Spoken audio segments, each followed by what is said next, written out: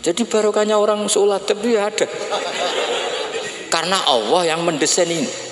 Akhirnya kata sahabat, kata Anas bin Malik, mereka itu mangkelnya bukan main sama Arabi tadi, karena tanya nggak sopan sama Rasulullah. Tapi setelah Nabi jawab almar'u ma'aman ahabba fama farihu bisyai'in farahahum bidzalika badal. Mereka tidak pernah senang dengan hadisnya Nabi sesenang riwayat almar'u ma'aman ahabba. Barokahnya Arabi Bedui. Makanya saya sebagai kiai ini Bedui saya tak pertahankan ila yaumil qiyamah. Karena umat ini pernah terbarokai oleh orang apa? Bedui. Barokai sholat tadi. Jadi mohon ini supaya majelis ini kan majlisul ilmi Rasulullah, coba terlatihlah mengatakan Allah itu subjek, Allah itu al-fa'ilul mukhtar, Allah itu al-fa'ilul mukhtar, Allah itu yang menentukan alam ini. Dan Allah mensifati dirinya wa annahu wa adhaka wa abka. Allah itu zat yang memberi orang itu bisa tertawa. Dan Allah juga yang memberikan orang itu bisa menangis. Mbok kayak apa kamu neror umat? Wah, amal nggak mesti diterima gini-gini. Ternyata neng majelis nangis ya. Mulai guyu. Kadang guyu-guyune ngenyak tenan nih. Daripada apa ya agak-agak merodok orang yang dohirnya beda dengan batinnya. Nggak perlu distatuskan seperti itu. Ya sudah biasa saja. Jadi fi muqaddimihim, imam besar dalam manhaj ini namanya Abul Hasan apa? Asyadzili. Abul Hasan Asyadzili itu kalau ada orang tanya gini, Beb saya ini susah, sholat saya tidak mesti diterima Allah gini-gini, marah. Enggak usah. Kafa bika jazaan an radiyaka laka ahlan.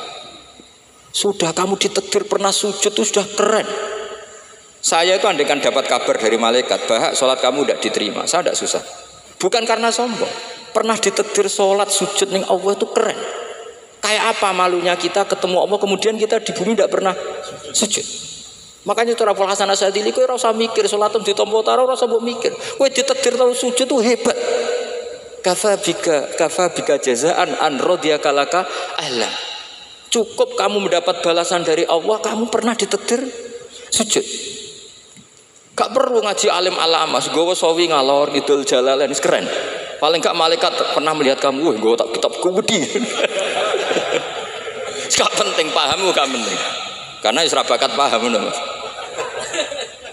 Jadi Abul Hasan Asyadzili adalah orang yang, dan itu Al-Hasani ya, dan itu Al-Hasani. Makanya macam-macam kita yang Al-Husaini sudah kita punya Faqih Muqaddam, punya banyak. Di Al-Hasani yang paling populer diantaranya adalah Abul Hasan Asyadzili. Beliau tuh kalau ngendikan sesuatu itu positif terus. Termasuk itu ketika ada orang resah sholat saya diterima ndak, kata beliau wes kowe sing sempurna ditakdir tahu sujud.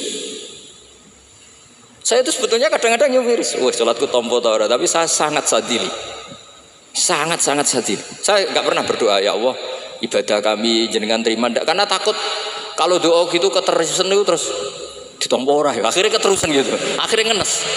Masa orang pernah sujud ngenes? Lama-lama gini setan masuk, apa artinya saya sujud ternyata gak diterima. Lho wong kawula kok iskal tentang pernah sujud. Itu kan ibarat gini, kamu ngasih uang sama orang tua kamu, misalnya Habib Soleh ngasih uang Habib Ali, terus apa artinya tak kasih, kemudian beliau tidak terima kasih, itu kan lucu. Terima kasih tidak terima kasih, seorang anak ngasih orang tua itu keren. Makanya saya bangga dengan Habib Soleh ketika beliau mengumrohkan Habib Ali, sudah mendaftarkan haji Habib Ali. Enggak usah mikir diterima apa enggak. Wes keren, itu sudah perilaku yang keren, yang hebat. Makanya saya sering pada orang mau cerai tanya saya, Gus saya ini cerai gak, istri saya kurang ajar gini. Gak usah. Wah bojoku lo judes. Uang di bojoku wes keren. Paling gak kowe ra darani jomblo.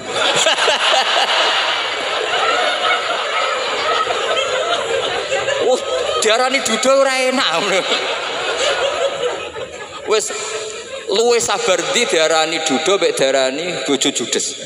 Enak bojo judes cek gagah. Di bojo lah. Oh iya. Provokator itu. Jadi kafabika jazaan an radiyaka laka ahlan. Sudah ditakdir pernah sujud itu sudah keren. Dulu ulama ala hadan nampak. Ulama dulu cara berpikir seperti itu. Makanya ulama dulu kalau nafsiri wasjud waktarim sudah pernah sujud. Di Quran enggak pernah. Ada ayat wasjud lan sujudo sira ingkana kada wa kada ing kunta mutayakinan bi qabuli sujudi. Kan ada sujud ya sujud saja, enggak usah mikir makbul apa ndak makbul. Sudah kalau sujud pasti waktu. Terus saya sebenarnya ya sebagai orang ya kadang wedi, salatku ditompo ta ora. Tapi kalau keterusan nanti ada was-was yang mengatakan opo artine salat. Itu kan ngeri seorang hamba sing uripe ning bumine Allah kemudian menyoal pernah salat hanya karena takut gak diterima. Itu kan geblek banget. Saya jenis kiai yang di partai itu. Saya enggak tahu kalau kening di kok. Sedumat masa kamu gak ono keren blas. Jadi nah nanti kalau misalnya ada manhajnya Habib Soleh yang tidak seperti itu tidak apa-apa, mungkin supaya orang nggak takabur, nggak fakhr, sehingga makanya mulai dulu lama itu ya partainya kalau nggak rojak ya khauf. Nah saya ini yang terang-terangan ikut partai rojak saja, apa? Partai rojak, karena banyak yang sudah di partai khauf. Tapi saya rojak yang bil ilmi tadi. Makanya Sayyidina Umar radhiyallahu anhu itu yang namanya sama sujud, saya itu punya kitab. Habib Soleh pernah tak tunjukin tulisan tangan saya, muji-muji sujud. Sayyidina Umar ketika ditusuk seorang kila itu Majusi ya, Abu Lu'lu' terkenalnya itu Hulamul Mughirah terkenalnya. Ditusuk, dia sahabat, beliau sahabat, wali. Jadi nusuk Umar itu kayak apa? Nusuk Mas Akom aja dosa besar, apalagi nusuk Umar. Itu ketika ditusuk, dia itu ya punya dendam. Namanya manusia itu punya dendam. Artinya namanya orang kan mangkel sama yang nusuk. Kalau orang mangkel itu inginnya kan yang nusuk itu masuk neraka. Tapi apa kata Umar? Ngendikan gini, tanya pertama, yang nusuk saya siapa? Orang Majusi. Orang Majusi, Hulamul Mughirah.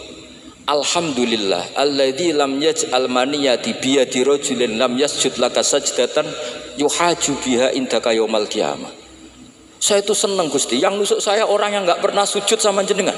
Jika kalau saya dendam supaya dia masuk neraka, saya nggak takut orang itu nuntut sama saya. Tapi kalau dia pernah sujud, pernah sholat, kemudian dia masuk neraka karena nusuk saya, kemudian dia berargumentasi, saya pernah sujud ya Allah, kenapa engkau masukkan neraka? Saya tidak berani jawab ya Allah. Saking hormatnya sama yang namanya sujud. Jadi kamu ini dendamnya kesampaian cara Jawa ya. Dendam dengan tanda kutip ya, tidak makna semestinya. Jadi mangkel mbek sing nusuk nak mlebu neraka pantes wong ora tau sujud wae Gusti gitu.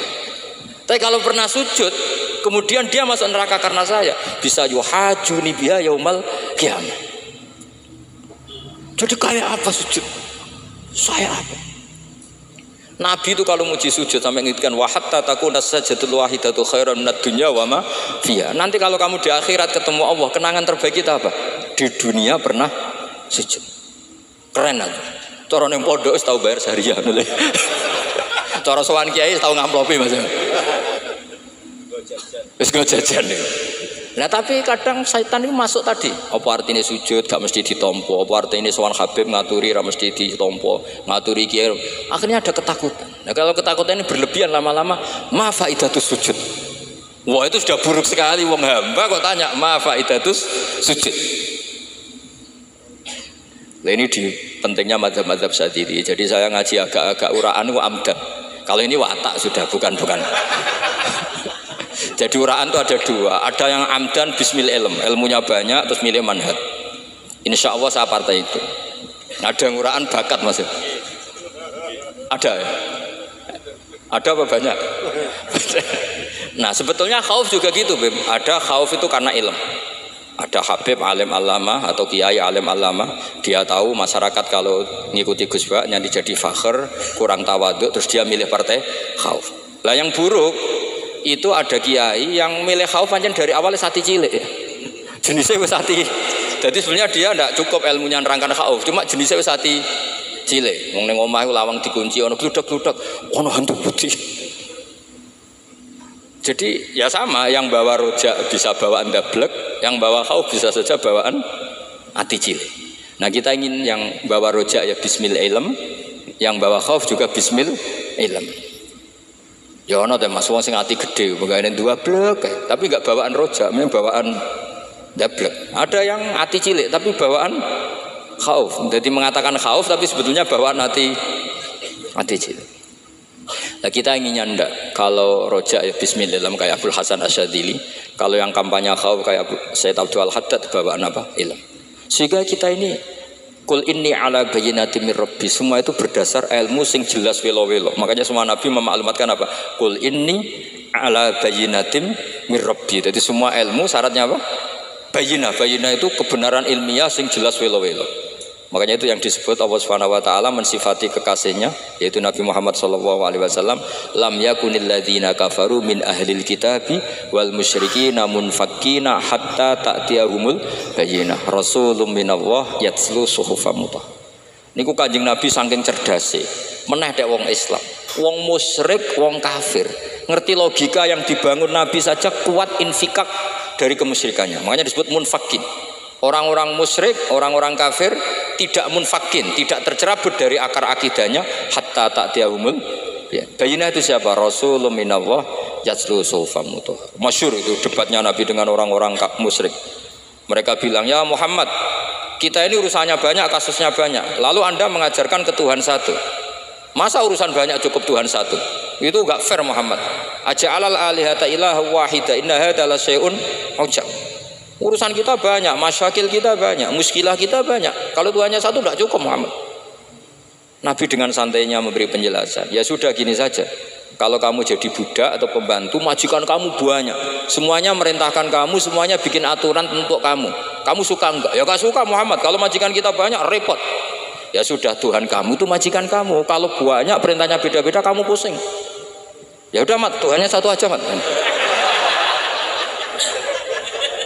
Karena Nabi bayyinah, orang itu bisa dibalik-balik pikirannya.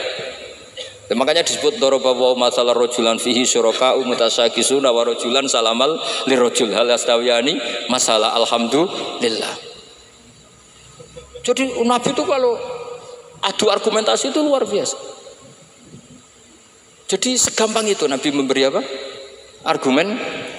Argumentasi. Karena beliau adalah al-hujjatul balighah. Jadi Nabi itu enggak pernah kelewat. Pernah Nabi debat sama orang Yahudi, Muhammad, saya ini turunan Ibrahim, kita ini Israel ya, kita tahu Israel adalah turunan Nabi. Israel nama lain dari Yakub, Yakub bin Ishak bin Ibrahim. Padahal Yakub ini punya anak namanya Yahuda, makanya Yahuda bin Yakub bin Ishak bin. Kita ini yang mirip Ibrahim, bukan kamu. Tapi orang Yahudi itu nggak hafal nasabnya, sehingga mereka bilang kita ini saking baiknya, Ibrahim saja pengikut kita. Terus digojlok oleh Nabi. Ibrahim itu buyute Yahuda. Makanya digojlok ha antum ha ulai hajatum fi malakum bi ilm falimatu hajuna fi ma laysa lakum bi ilm. Kita adu debat itu sudah ilmiah. Kenapa kamu menjadi tidak ilmiah? Kenapa Muhammad? Terus Allah menurunkan wa ma unzilatit Taurat wal Injilu illa min ba'di afala ta'qilun. Artinya gini, kalau Ibrahim dikatakan Ibrahim Yahudiyah, itu sama dengan saya berkali-kali podo karo sampean misalnya ngendikan Mbah Zubair itu pengagumnya Gus Roji misalnya. Padahal Gus Roji bin Ubab bin Maimun bin Zubair, misalnya Gus Roji bin Kiai Haji Ubab bin Kiai Haji Maimun bin Kiai Haji Zubair. Nah Ibrahim itu kan Yahuda bin Yakub bin Ishak bin Ibrahim. Terus mereka bilang Ibrahim itu pengikut Yahudi. Itu kan kebalik-balik. Kayak Habib Hasan itu pengagum Habib Soleh. Kan Habib Hasan rohnya ini gimana, ini sih mbahnya kok dianggap. Nah sehingga terus orang Yahudi ketika Nabi berdebat beda dengan Nabi Muhammad SAW. Ketika ditanya kenapa kamu yakin agama tauhid millata abi, karena ini agama nenek moyang saya, millata abikum apa? Ibrahim. Jadi jelas akhirnya orang Yahudi ngerti. Ya kan sama dengan mengatakan tadi Pak Karno itu pengagum Puan Maharani. Kan aneh gak kalimat itu? Mbah Hasyim Asy'ari itu pengagum Gus Dur. Gak lucu. Itu debat. Jadi Nabi itu orang yang bayyinah. Bayyinah itu kalau menerangkan kebenaran itu bahkan orang kafir pun bisa infikak, bisa munfakin, tercerabut dari akar kekafiran. Nabi itu mudah sekali merubah logika. Makanya di Quran sering ada kata aro'aita, aro'aitum. Karena memang tadi. Nah saya mohon apapun pilihan Anda rojak kayak Abdul Hasan Asyadzili tadi. Ketika orang resah sujudnya diterima apa enggak, sholatnya diterima apa enggak, beliau bisa berargumentasi betapa pentingnya sujud. Wes ajeng kowe iku kawula, tahu sujud iku keren. Sampeyan bayangkan betapa malunya kita Kalau kita ketemu Allah kemudian di dunia nggak pernah. Lho paribasane kula mlebu swarga lah isin. Mlebu swarga tapi ning donya ora tau isin. Sama seperti kowe di guru saurip-uripmu ora tau salam templek isin. Kira-kira seperti meskipun salam templek ora penting. Ya ora penting to, misale soleh salam templek 50.000 duwe wis akeh ngono. Nama sakom penting kudu rokok. Itu bukan nilainya kok, betapa malunya kita. Saya dulu mau sarang, andai kan tidak pernah khidmah sama ya malu tenan sebagai apa? Santri. Makanya Sayyidina Umar ketika beliau dibunuh orang, itu pertanyaan pertama, dia pernah sujud enggak pernah. Andai kan dia pernah sujud, maka saya tidak berani masukkan dia masuk neraka. Takutnya dia protes sama Allah, ya Allah saya pernah sujud kenapa harus di neraka? Atau Umar ditanya Allah gini, Umar, kue ridho wong sing tau nyembah aku kemudian dia di neraka. Kayak apa? Jadi makanya Umar ketika wafat ketika alhamdulillah yang pertama dia pernah sujud enggak pernah. Andai kan dia pernah sujud maka saya tidak berani masukkan dia masuk neraka. Takutnya dia protes sama Allah, ya Allah saya pernah sujud kenapa harus di neraka.